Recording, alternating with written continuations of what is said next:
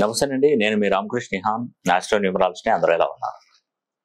మీనరాశి వారికి ఏప్రిల్ 15వ తారీఖు నుండి 30వ తారీఖు వరకు 2024 స్వస్తి శ్రీ క్రోధి నామ సంవత్సరంలో మీనరాశి వారికి ఏ విధంగా ఉండబోతుందనే విషయంపై చర్చించుకుందాం. మీనరాశి అనగానే మీకు తెలుసు, మీనరాశి యొక్క నక్షత్రం ఎలా ఉంటుందంటే పూర్వభద్ర 4వ పాదం, ఉత్తరాభద్ర 4 పాదాలు, రేవతి 4 పాదాలు మీనరాశి.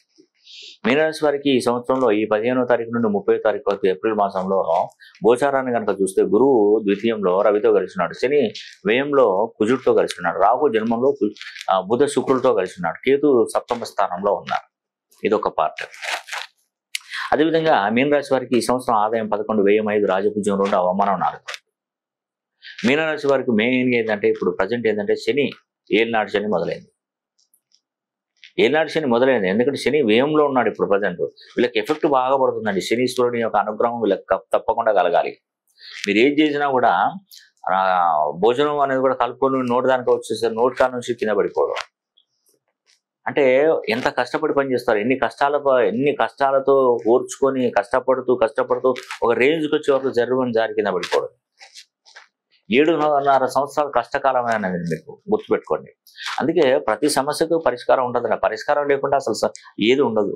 కాబట్టి మీనరాశి వారికి ఒక అద్భుతమైనటువంటి అవకాశం ఏంటంటే ఈ సంవత్సరంలో మనకు మే 4వ తారీఖున గుర్తుపెట్టుకోండి, నేను శని హోమం జరిపిస్తున్నాను. ఈ శని హోమం ఎప్పుడు జరిపిస్తున్నాను అంటే మే 4వ తారీఖున ఎందుకు జరిపిస్తున్నాను అంటే మనకు మే 1వ తారీఖు నుండి 12వ తారీఖు వరకు నర్మదా నది పుష్కరాలు మొదలు. ఈ పుష్కర సమయంలో కనుక మనం ఈ శని హోమం జరిపించుకున్నట్టయితే మనకు రాబోయే 30 సంవత్సరాలు శనీశ్వరుడు అనుగ్రహం కలుగుతుంది, లక్ష్మీదేవి అనుగ్రహం కలుగుతుంది తప్పకుండా.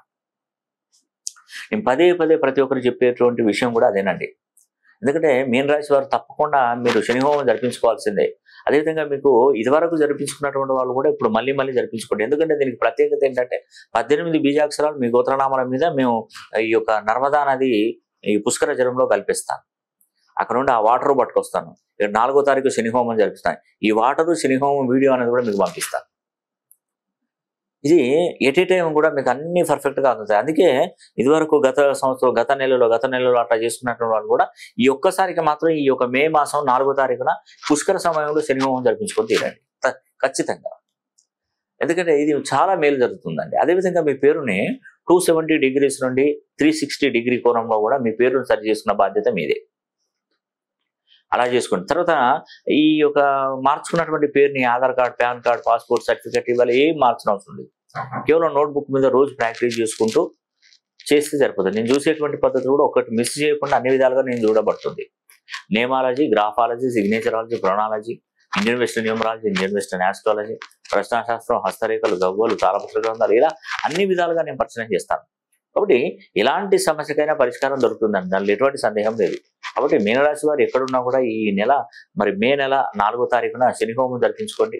మీకు తప్పకుండా మేలు జరుగుతుంది. ఈ స్వస్తి శ్రీ క్రోధి నామ సంవత్సరం నుండి మీ జీవితంలో మంచి మార్పులు జరగబోతుంది. శనిని అడ్డుకునే శక్తి కనుక మీలో ఉంటే మాత్రం ఇక మీరు జీవితాన్ని జయించవచ్చినట్లే. కాబట్టి ఈ అవకాశాన్ని ప్రతి ఒక్కరు సద్వినియోగం చేస్తున్నారు. మనస వాచ కర్మేణ కోరుకుంటూ సెలవు తీసుకుంటున్నాను. సర్వే జన సుఖినో భవంతు.